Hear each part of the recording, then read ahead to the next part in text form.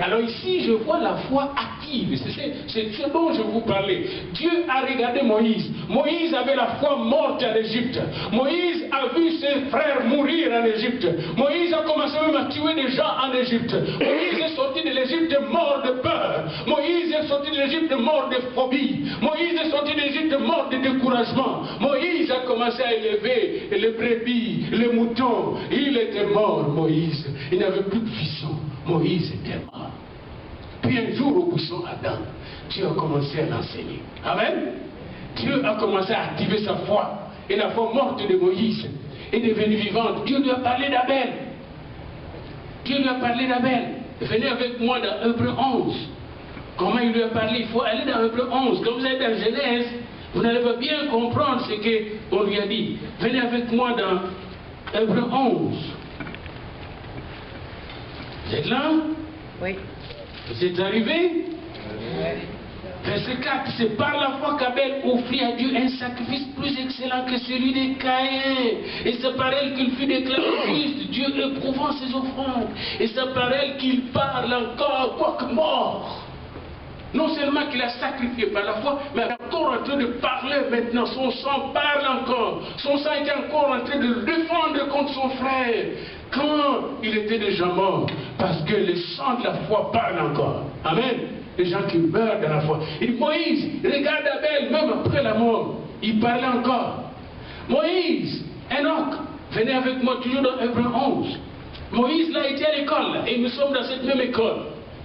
Nous sommes comme Moïse, et cette semaine j'étais comme Moïse, un peu à l'école de la foi. Verset 5, Hébreux 11. C'est par la foi que Enoch fut enlevé pour qu'il ne voie point la mort. Et il ne parut plus parce que Dieu l'avait enlevé. Car avant son enlèvement, il avait reçu les témoignages qu'il était agréable à Dieu. Imaginez-vous Enoch qui marchait avec sa gang, sa famille, sa femme. Il marchait avec eux. Mais contrairement à sa femme, les autres, Moïse, mais Enoch marchait par la foi depuis l'âge de 65 ans. Pendant 300 ans. Et la Bible dit que par la foi, il fut enlevé. Autrement dit, si vous voulez un jour être enlevé, c'est beau de parler de l'église qui sera enlevée. Mais l'église qui sera enlevée, c'est l'église de la foi. C'est l'église qui a la foi en Dieu, la confiance totale, entière en Dieu. Amen. C'est cette église-là, d'Enoch, qui sera enlevée. Puis Moïse, Noé, venez avec moi tout en passant, transitant par le verset 6. Or, sans la foi, il est impossible d'être agréable à Dieu. On n'est pas beau devant Dieu sans la foi, car il faut que celui qui s'approche de Dieu croit que Dieu existe et qu'il est rémunérateur de ceux qui le craignent. Non seulement qu'il existe, mais celui qui paye le chèque à ceux qui le craignent. Et le chèque, c'est la vie éternelle, la gloire éternelle dans les cieux, mes bien-aimés. Et verset 7, c'est par la foi que Noé, divinement averti de choses, soulignez ça, divinement averti de choses. Mais bien aimé, Dieu peut vous avertir divinement de choses qui vont arriver.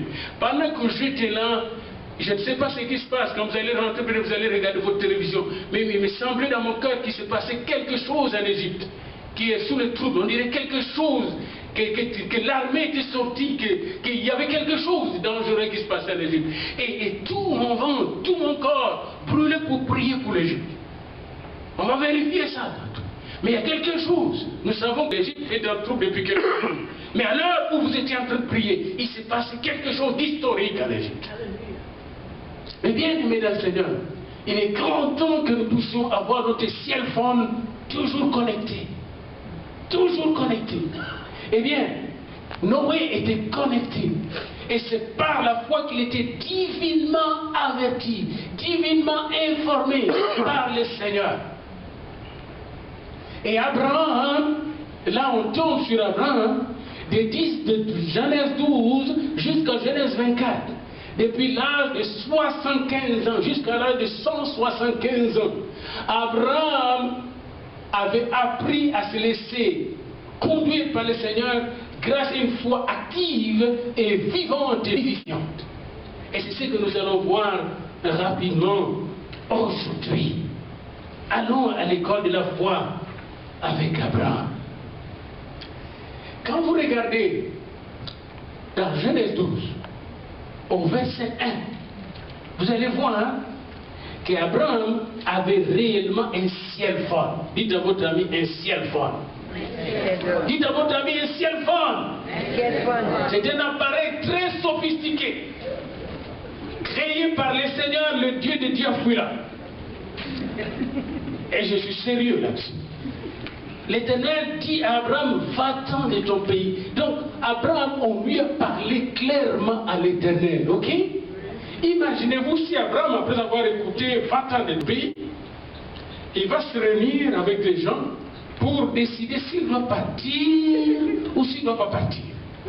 Et ces gens-là le commencent, parce que quand vous réfléchissez avec les gens, c'est comme les partis politiques, non? Il y a des gens pour, il y a des gens contre.